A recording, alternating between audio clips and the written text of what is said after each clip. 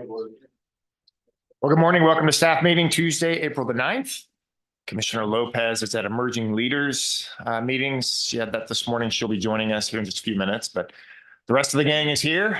Manager Stoltz, take it away. Okay, two items today, Chairman and Commission, both policies to go over and potentially set for a BOCC meeting. And I'd also like to talk about an agenda item on tomorrow's agenda at the end of these two policy discussions as well. So I think let's talk about community program funding request first. This is a policy that has been around for a couple of years. We never have ratified yet. I'd like to put it onto an agenda. We're getting ready to go into a budget process, and we're already beginning to get a bit of interest from external to the county on funding requests. And this policy would help to set some guidelines and procedure going forward. So I sent this to you in advance yesterday, and I think you've already all read it before anyway. So is there anything that would prohibit us from putting this as soon as April 17th BOCC meeting?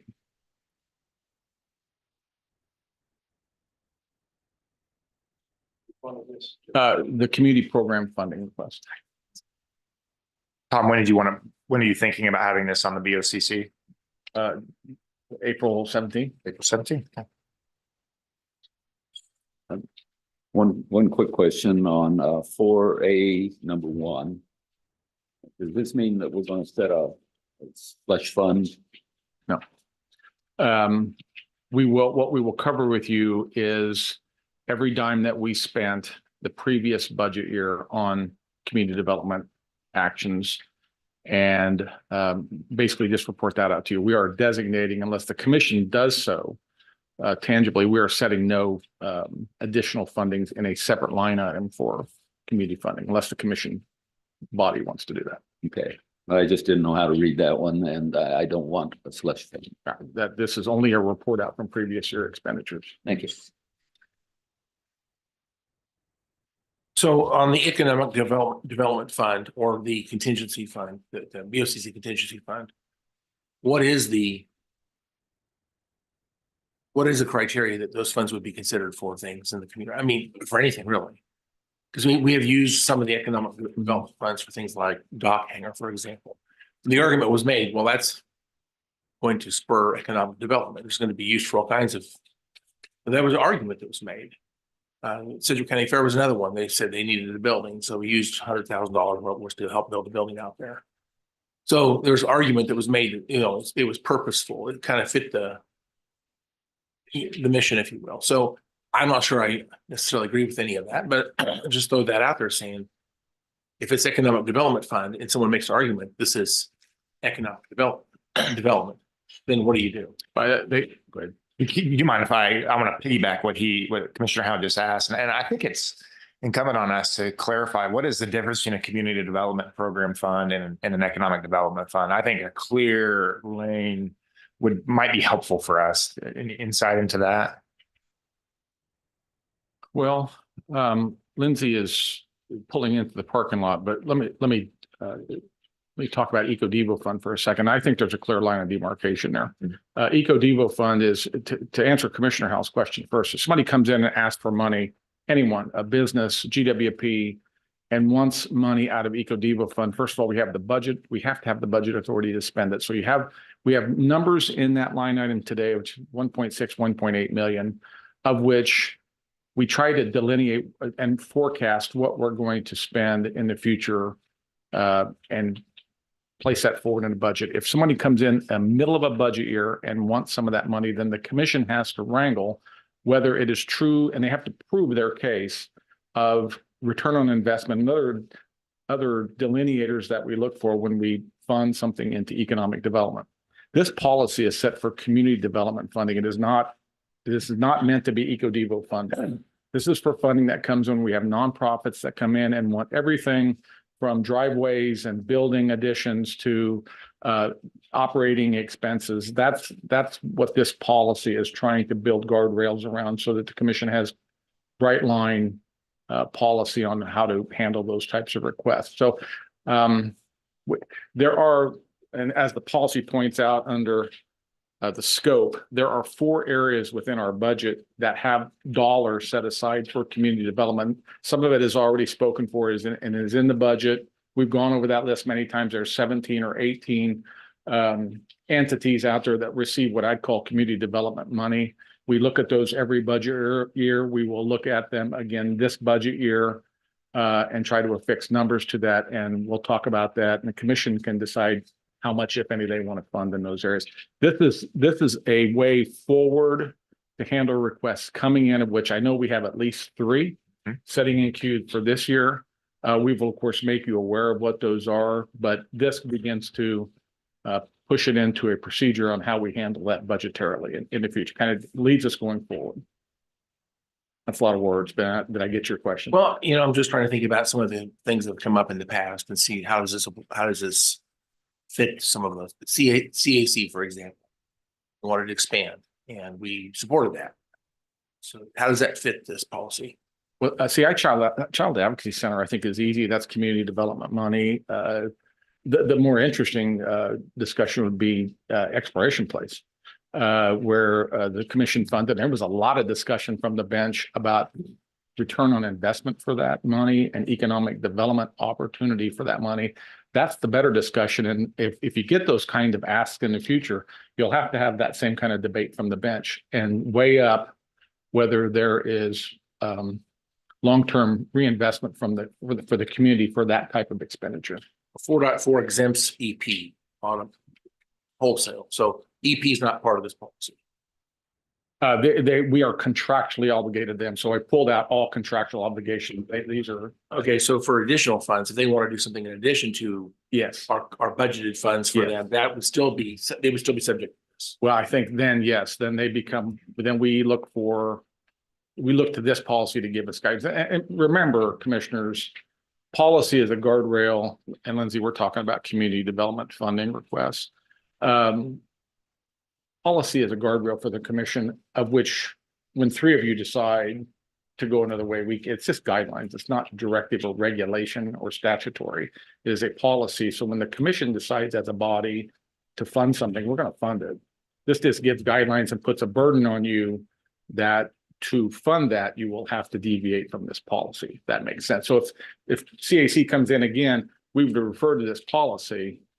But at the end of the day, whatever 3 of you say, we're gonna fund. Will staff make a recommendation on to fund or not to fund something based on this policy? Absolutely, yeah. And I will tell you, going in outside of the budget process, staff's going to recommend all the time. These requests belong in a budgetary process. We have got to get out of the habit of funding things in the middle of a budget year without identified resources. So we will always fall back on that policy. And there's caveat in here. In exigency situations, you can fund it. Commission we can fund it anytime. But even staff may recommend something in an exigent circumstance, life or death, open or close type of situation. We may come in and recommend that you fund it because it's a one-time situation. But generally speaking, this sets a culture going forward that we're going to begin to limit the amount of these kinds of requests we're going to entertain. I do think we need a policy. I think we need some guardrails. I'm afraid that again, there are some things that seem to be politically pressured, if you will, that I don't want to name them, but I'm sure you can think of some that if you don't support them, they will react that you don't care about children or you don't care about some part of the community, if you will. Don't love elephants or something. I don't know what it is, but at the end of the day, if you depend on this policy and don't support something because of the policy, I'm not sure this is going to be enough guardrail to actually give us an exit to that political pressure. Yeah, I don't think we can ever take the heat completely off you, but what we will try to do is push those kinds of decisions in a budget process and not in a November of a year right before holidays. I think we push those, and there's this many asks and this much money, right? We can't ever get you out of that kind of discussion and totally, but what we can do is push it to one time a year when you're weighing all of the other priorities that the county has against this priority, and you'll still have to make that decision as elected officials. I think that's what this policy does. It makes a clear statement. Let's do it during the budget time and not any other time of the year, unless it's life or death. I guess my final comment would be this. Sometimes during the budget cycle, we say, well, we'll workshop this after the budget. This has come up on some topics where we workshop something after the budgets because we don't have time to deal with a long discussion. It might take weeks or however long to sort through a complex topic. So we workshop it later. Then when it comes down to funding decisions, we push that back off for another budget cycle. Seems like it's a recurring dog chasing its tail type of thing. So Anything can be considered up to ratification, Commissioner. We have public meetings. We're gonna have a couple of town halls this year, and commission can make decisions on budget all the way up to the third week of August. But past that, then it has to be. all right, thank you. And Tom, can I jump in? Sure. Commissioner, if you look at 4A 5, it actually speaks to the fact that this board's going to make recommendations out of a pot of funding that you set within 60 days after adoption. So it does build in some extra time, but it defines the amount of money that's going to be set forward. And that's where it gives you, I think, some additional. You might have it. What are you showing, Lindsay, 4A5? Yeah, policy statement, or I'm sorry, procedures, annual budget process number 5. For purposes of allocation of the funds adopted in the budget, the county manager's office will form a 9-member ad hoc board of citizens who will convene to review applications and hear testimony of potential providers. This board will make funding recommendations within the allocated funding cap adopted in the budget to the BOCC within 60 days of budget adoption. And so I think Oh, okay. Already. Yeah, the Commissioner Dennis, let me apologize to you that had an old version. Back to your original question under 4A2, if the commission requests funding to be set aside, then yes, there would be a fund there, but that's not going to be the intention going in. But for this upcoming budget cycle, we're not going to form this 9-member board. Correct. I think it would, unless the commission chose to allocate a separate pot of funding for competition through this process, that's correct. And I think, given the fact that we're still in a $4.9 million structural imbalance position, unless something dramatic changes, I wouldn't expect anything like that to be included in our recommended budget. My concern is that from what I've heard a number of times, there are about 2,000 nonprofits in Sedgwick County alone. And what we do is we pick up winners and choosers out of those 2,000 to dole taxpayers property tax money to.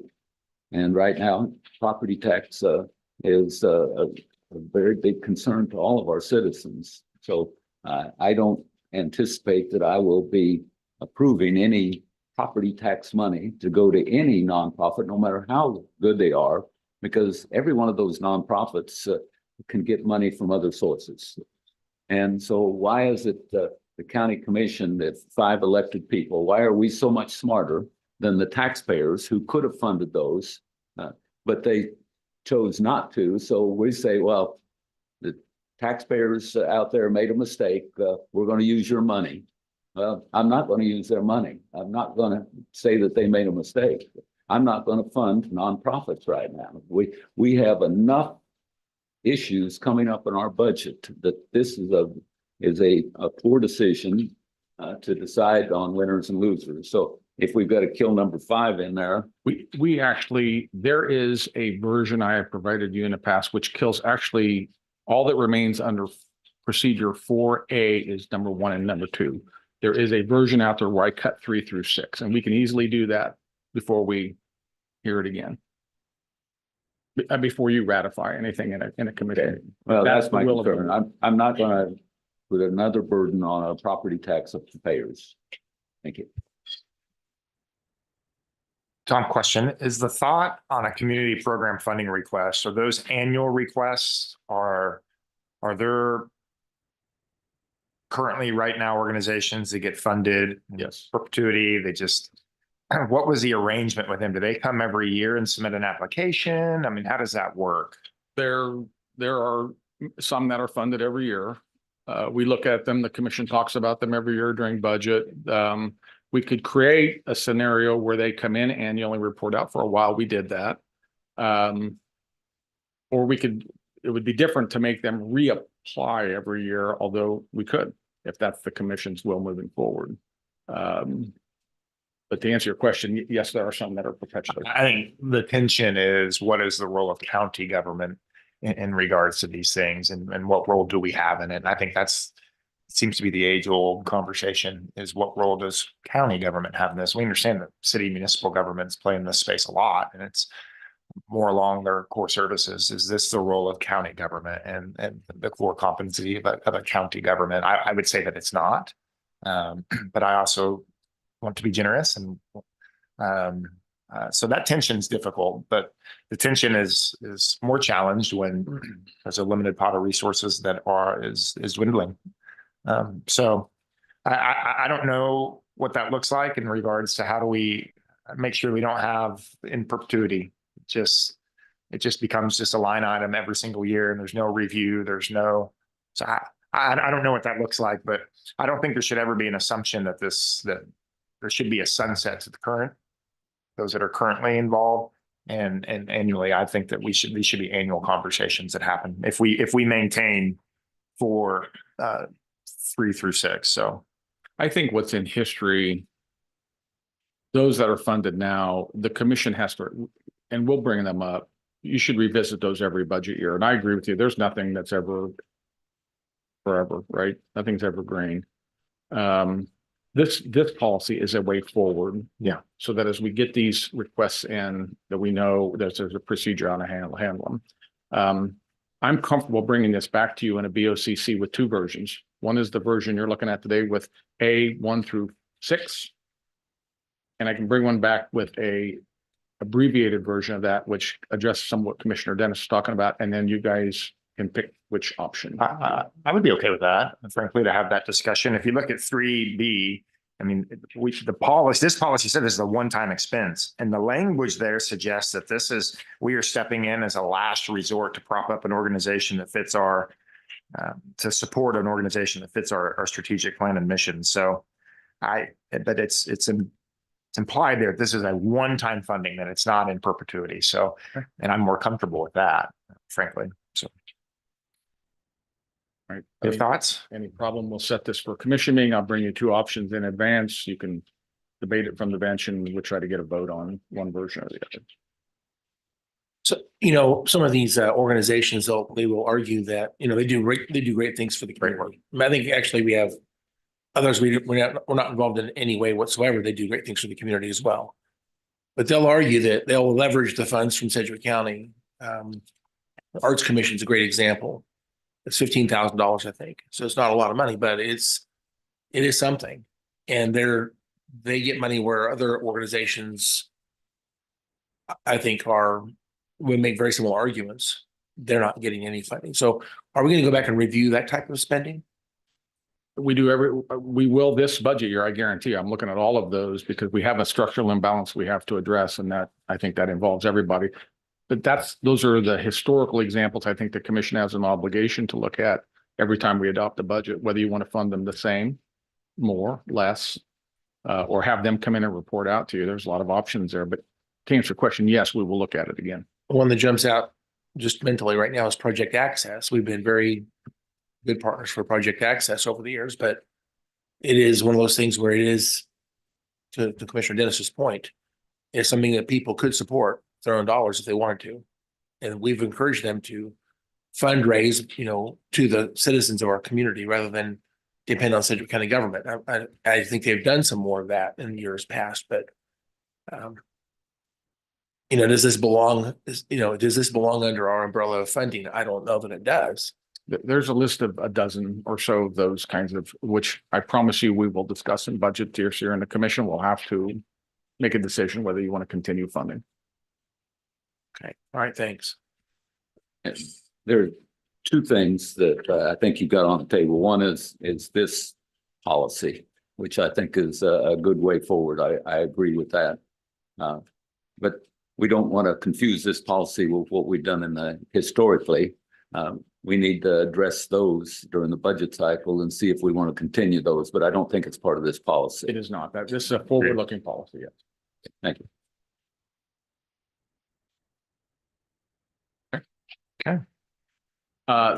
Then the second policy is policy 1.302. This is a brand new policy. And I might mention this is an inaugural policy too, this first of its kind. Same with parade and event policy. The concept of the county's role in parades was brought up almost a year ago now. And staff took a stab at creating policy for that. Elizabeth Ewers, our intern, kind of led the effort with a employee group, and the employee group was selected based on those who partake of parades, mostly sheriff and fire, EMS, some of the elected offices. So I want her to walk us through the procedure of that, which will tell you how this document got developed, and then we can have the discussion of the way forward on that. Good morning, commissioners. Like the manager said, we put together a committee of staff, and that included representatives from finance, human services, public safety, the county counselor's office, public works, the register of deeds, the treasurer's office, and the sheriff's office. And so we had an initial meeting with that group where Tom kind of introduced what problem we were trying to solve here. And that group discussed the direction they wanted the policy to go. And then with a lot of help from legal, I drafted an initial policy. It went through a few edits via email back and forth with the committee. And then we had another meeting as a committee to review and finalize that draft before it went to the policy review committee. And then at PRC, it went through a couple rounds of revisions as well based on that committee's feedback. And that's how we got to this copy that's in front of you today. Just kind of a high level overview of what the committee discussed and came up with. The committee determined that there are several county departments that include public relations or community outreach as a part of their mission, especially those departments that are a little more public facing like EMS or the sheriff's office. And so the committee felt that when employees are asked or encouraged to participate in events as a part of those department efforts to reach out to the community, they should be paid for those events. The policy does require the department head or the elected or appointed official to ensure that the parade or event falls within their department's mission and within the function of employment for those employees if they're going to be paid for it. And it also does prohibit elected officials from asking employees to participate in any sort of campaign activity. So that's kind of an overview. I'm happy to answer any questions that you might have. Elizabeth, thanks for all your work on this and those that you engage. Any questions on this policy? Thank you, Mr. Chairman. This policy is needed, so I want to make sure that it moves forward. The only concern I have is on a 5A. Remember, the county commissions are the ones that all funding comes through. We are the ones that send the funding down to the different departments and agencies and the other electeds. And we're also the ones that get the email when somebody disagrees with anything that happens. So 5A then delegates the ability to pay people to be in parades that are not all county commissioners. And since the funding and the authority starts here and the feedback ends here, I would like 5A to be rewritten that if we're going to pay anyone to be in a parade, that decision has to come before the Board of County Commissioners and approved at the Board of County Commissioners meeting. I had just a little bit to that. I don't know how comfortable I would be to say one parade is worth it, but another parade is not. Like, I don't know how you make that determination, because what might be deemed less important to some of us may be deemed more important to others. So how do you find the line to say, well, you can get paid for this parade as to represent Sedgwick County, but this parade, I don't think you should get paid for. I don't know how you walk that without, I don't know, does that open us up to liability? Is there discrimination instances if we're saying this is okay, but this isn't? I would just struggle with that. Commissioner, did you want me to address any Or of that? whoever Or wants to address that, yes. I think we might need to look into that further and report back to you and the other commissioners. We haven't delved into that fully because I think that's not what's contemplated in the policy at this time, but we can do that in the near future. I guess I'd ask the question then, do you think that the division department or the other elected or their designatees are better apt to make this decision than us? I guess I don't want to get into the business of saying what you have been doing has to change necessarily. If they feel that that's right for their division, or like HR thinks this is a great way to promote Sedgwick County as a workplace that, you know, would be fun and engaging, and this is an example of how we're doing some of those things. I think sometimes it might be, if they're closer to that than what we are. But I don't, yeah. I mean, I can see where you're coming from, but I struggle with that. In times of budget crunch, I am not certain that it's wise to decide that every parade that someone might come up with can be approved at the department division level and spend taxpayers' money that we're trying to conserve. Well, then does it need to be, we do parades or we don't parade? We don't do parades. I mean, that might be for me where it's a little bit clearer. We can do them or we can't do them. But how do you say one is acceptable when another isn't? I would be very uncomfortable with having to tell an organization that while we have done the Veterans Parade, what you're doing, although we've been involved in it for years, we're now saying that it's not acceptable that we're involved. You know what I mean? Like I just, that's my concern with it. So, okay. Well, that's the only area that I've really got some serious concerns on, is using taxpayers' money, and ultimate responsibility comes back to the board. Yeah, this one, I'm sorry, Commissioner Brett. Elizabeth, thanks for the work on this. When this first came up recently or a year ago or whatever, I kind of scratched my head, even thought, do we have a parade policy? I didn't know if there's a lot of government agencies have a parade policy or not, but that's to be whatever. But I understand what Commissioner Dennis feels, but I like exactly what Commissioner Lopez has said. And my only additional comment on A is that I really do not want to get into micromanaging that kind of thing. There's all kinds of, I just, that screams of micromanaging a decision that's just a 2-hour event. I'm not supportive of having that come to us for a decision. Do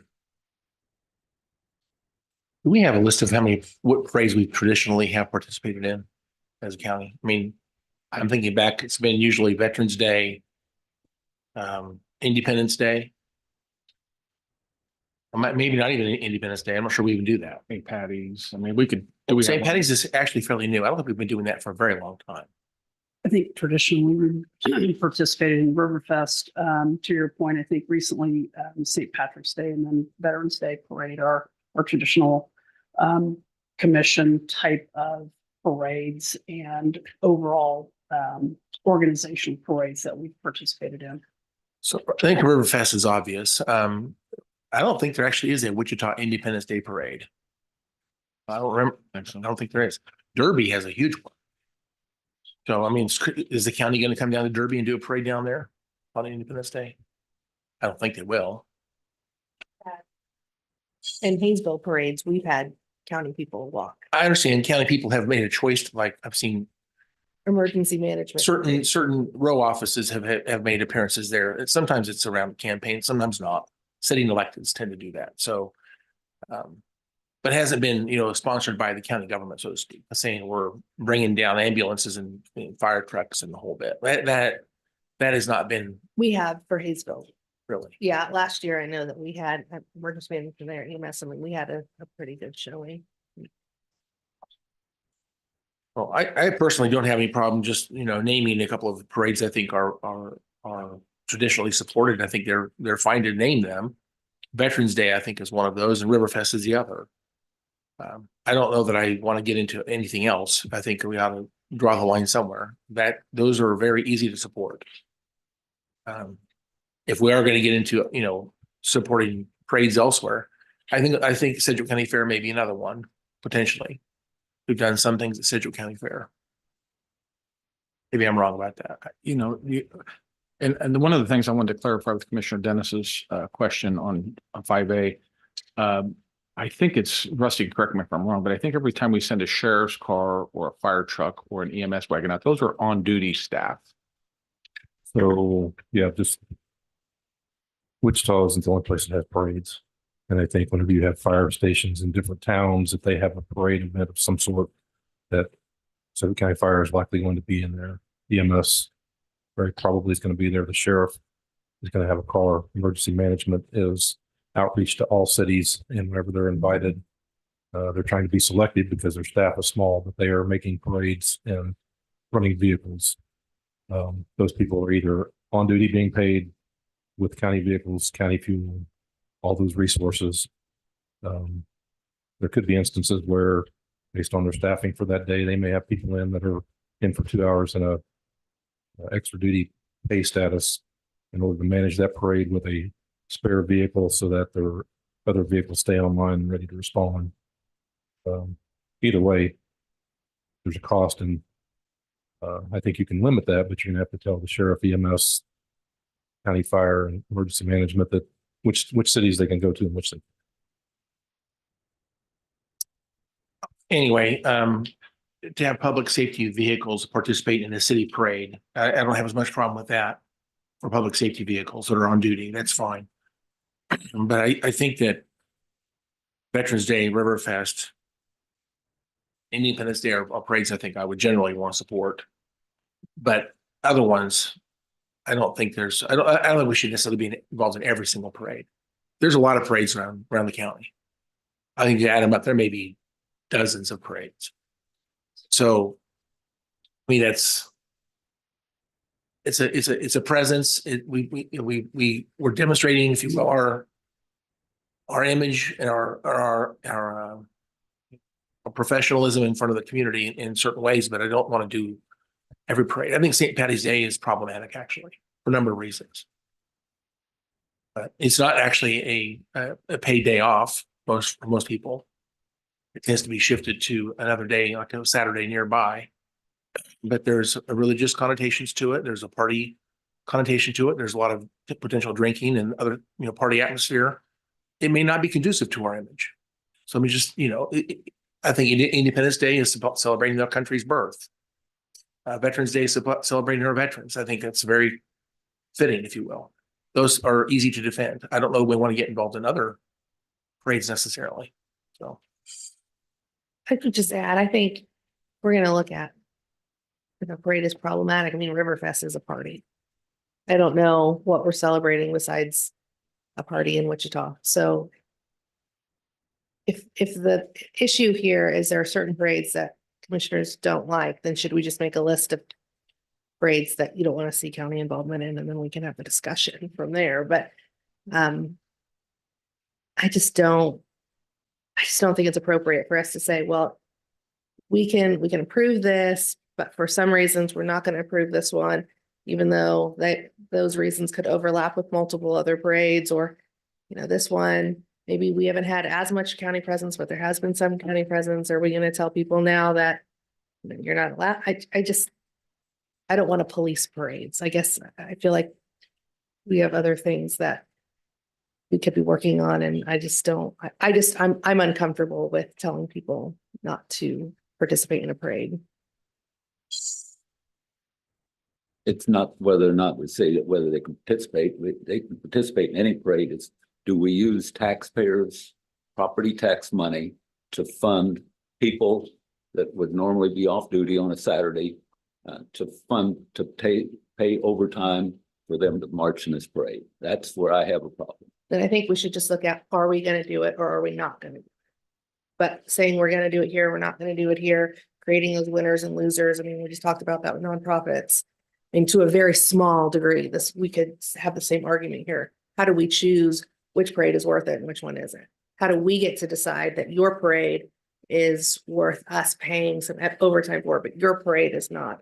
And then again, my concern comes down to, are we now gonna be liable if we say, I mean, I know people probably don't want to talk about it, but if we're saying the Pride Parade, and if we say, even though some people have participated in this before, but now this year they can't, does that open us up for discrimination laws? I don't know. I don't know what the legality of that is because we've already had county employees in those parades before. So I just want to be very cautious with this, and I don't want to pick winners and losers, and I completely get where you're coming from, but I think if that's where we're gonna go, then it should be, we do parades or we don't do parades. And not have like a gray, this parade is okay, but this one isn't. Kelly, you got anything you'd like to add on that? I know you do some parades, so.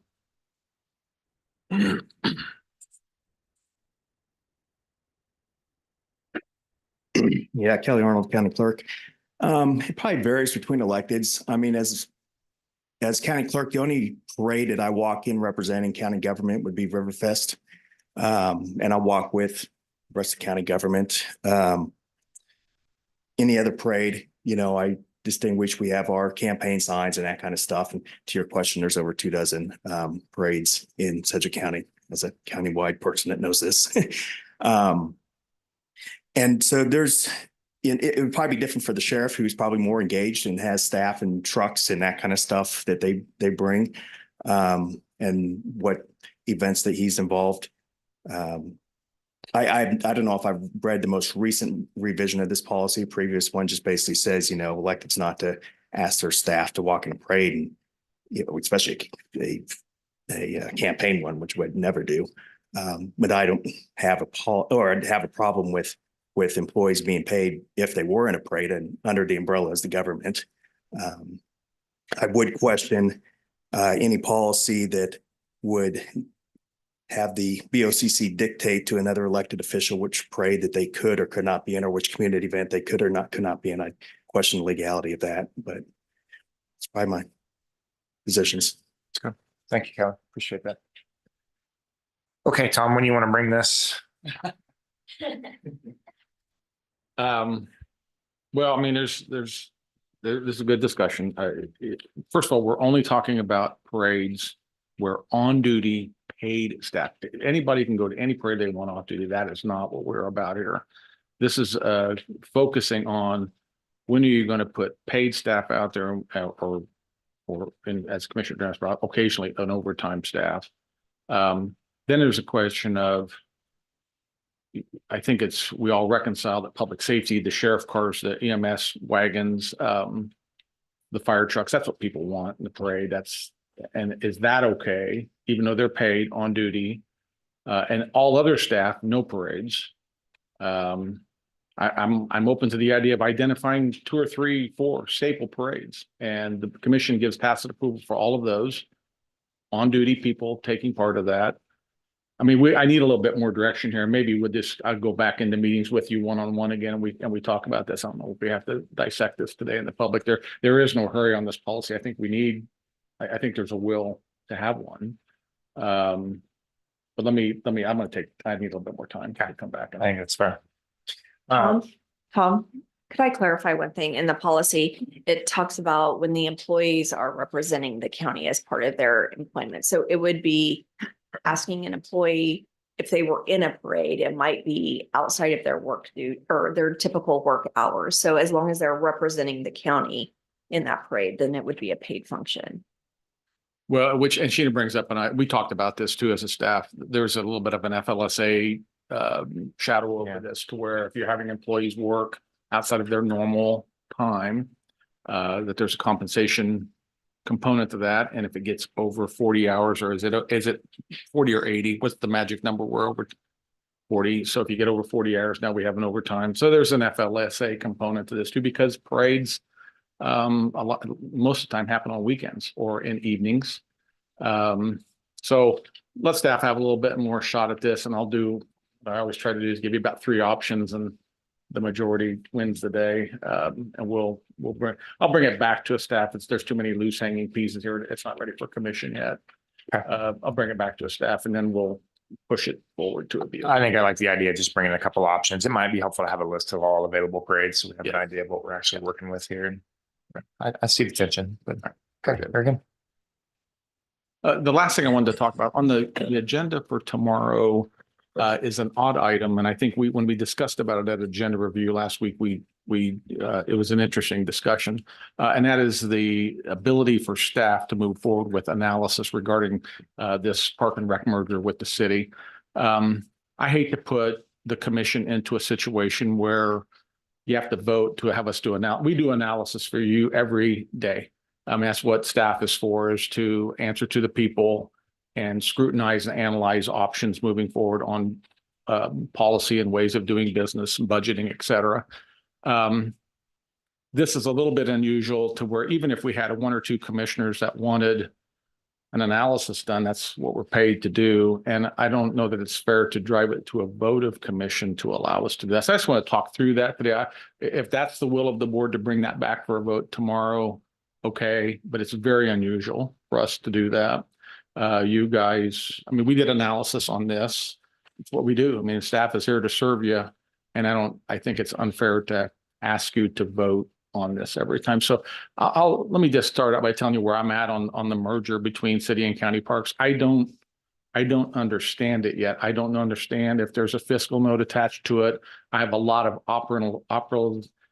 operational questions about how we would move that forward between staffs that I haven't even got answered myself or at a staff level.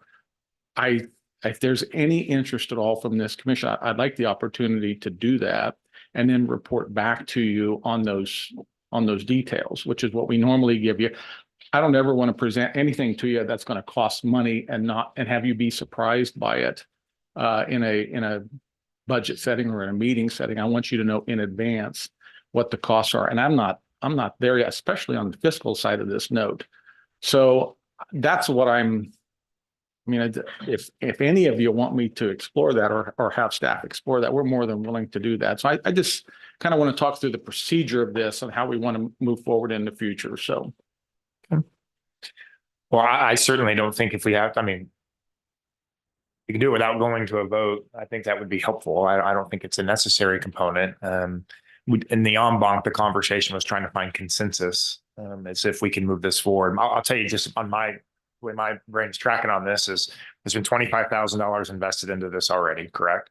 PPMC. There's been significant work already done, a framework already done. I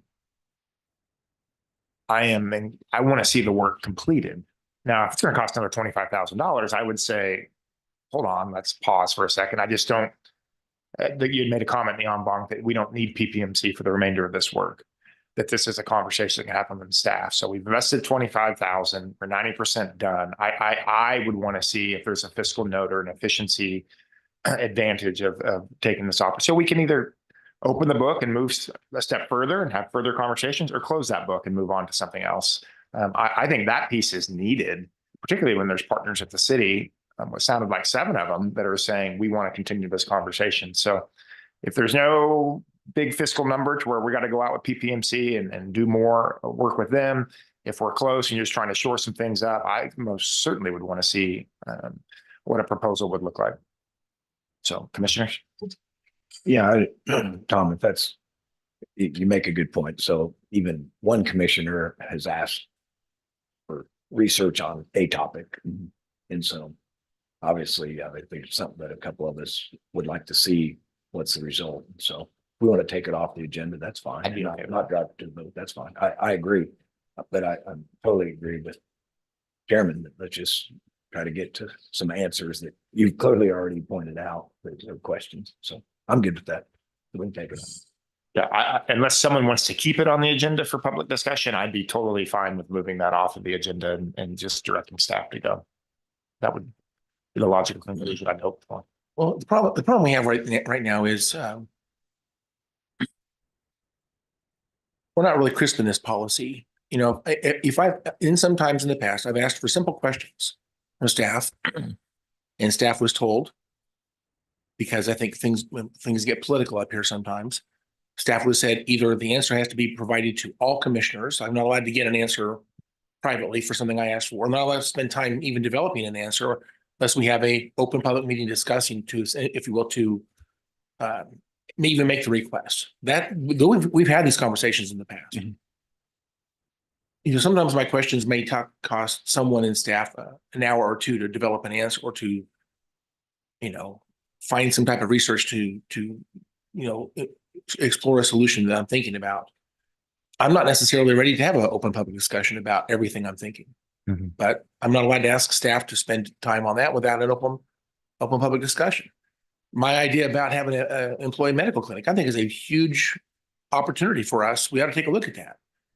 I think we're going to have to get 3 commissioners to agree, because if we're not going to agree on that, I don't think the staff's going to spend it's going to take a lot of staff time to develop an answer or to even develop the conversation. This is a pretty large topic, and I would never expect staff to do that because of me asking the question. So some things are big, and I think it requires an open discussion, and it requires, if you will,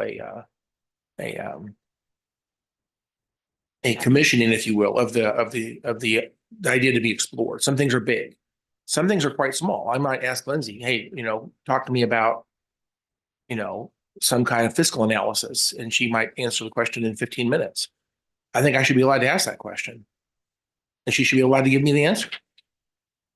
We've been all over the map on this discussion. You know, whether one commissioner could ask a question and staff's allowed to answer the question, and who does the answer go to, and how much money should be spent by staff to develop an answer.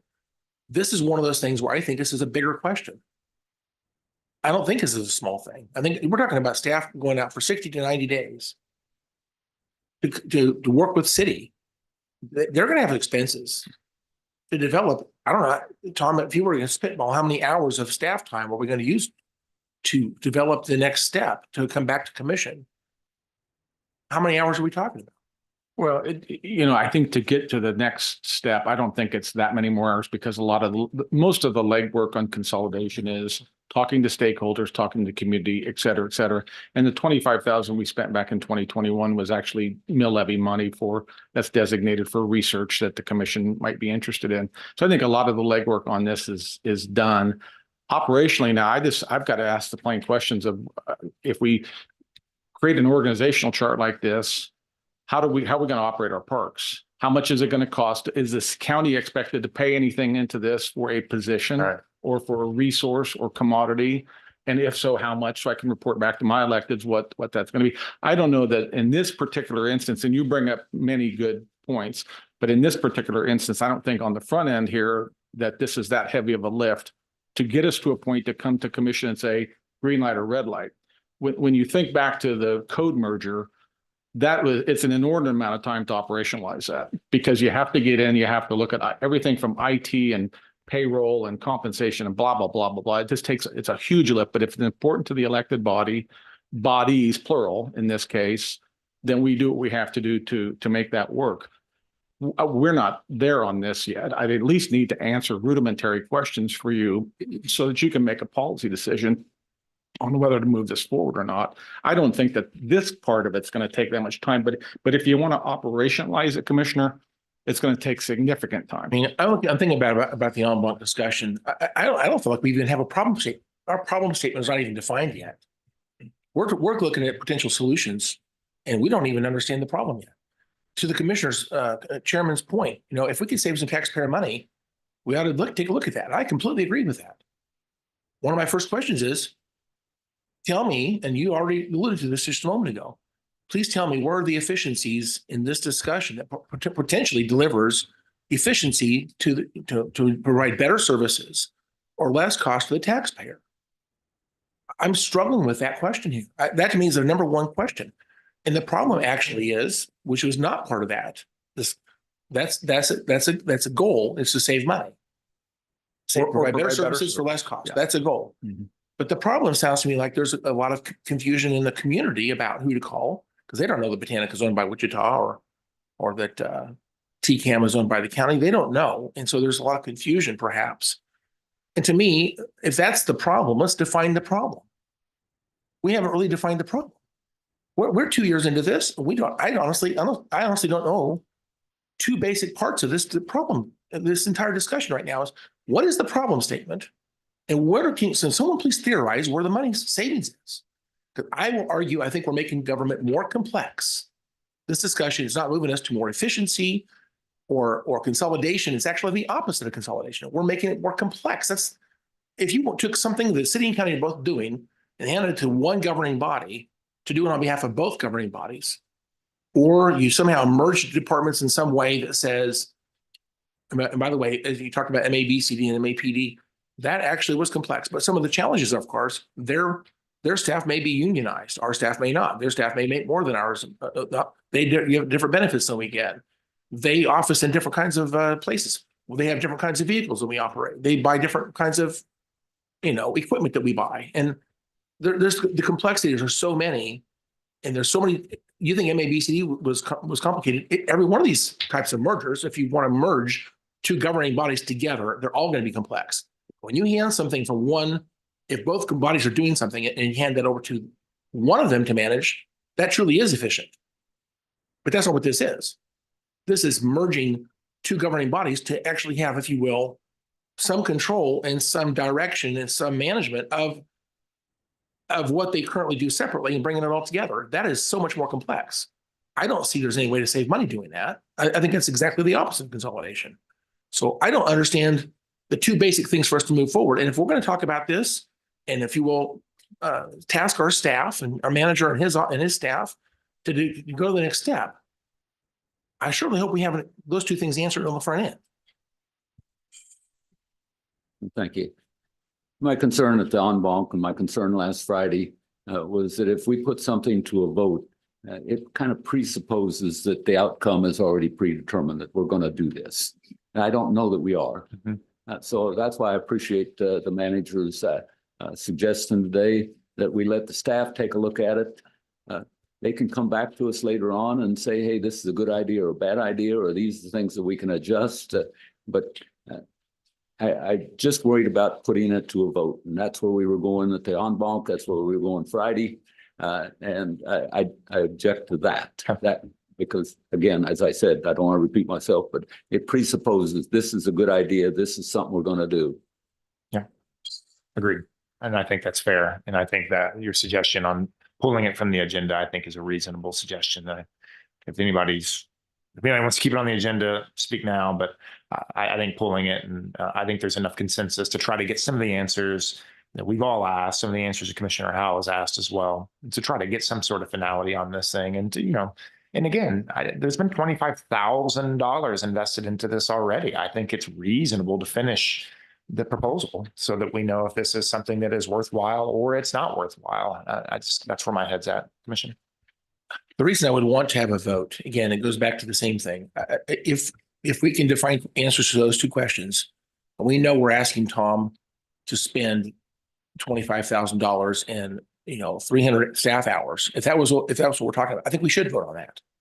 If he's going to spend, if his staff's going to spend 10 hours or less, it's going to cost $1,000. I don't think we need to vote, but I don't know how to quantify what we're talking about here. And I think that the vote, to your point, I want to be really clear.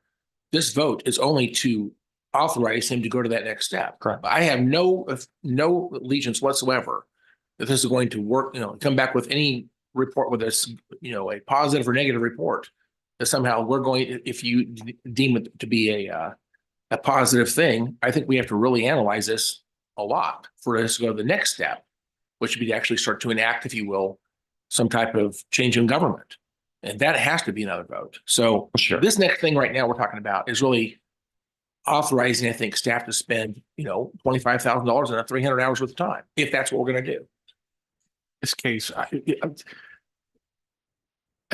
think I feel a comfort level here to some degree. I'm going to need to take senior staff. Many people around this table here are going to go with me over to the city and meet with a comparable city staff of the same of their people on that side of the street. We're going to sit down and talk about this. It's going to be a 1 or 2 hour meeting. I'm going to have to answer the questions. I got to give you a bullet list of here's efficiencies, qualitative or quantitative. Of if you want to go forward, here's the cons, here's going to be the challenges of operationalizing this. And I give it to you, and then we go to the next step. And once you bang the gavel and say, we're going to do this, then the heavy lift begins. So we'll have to get it done. But if we can't prove the front end of this, and that's where I'm at right now, Commissioner Howells, I'm just not sure on the front end. Can't even hand you a list of a fiscal note. That's just basic. I think that we're looking at, I have to take some staff with me, but I think we're looking at a meeting with the city. We answer these questions, we come back, we report to you, and then we look for next steps past that. That's really all we're going to be doing at this point. That's fair. And I see no more expenditure of any mill levy money or dollars toward this. It's going to be staff time at this point right now. Okay. Good, thank you. Okay. Anything else that needs to come for staff meeting? Anything else? Kelly, anything? Okay. See you tomorrow morning, 9 a.m.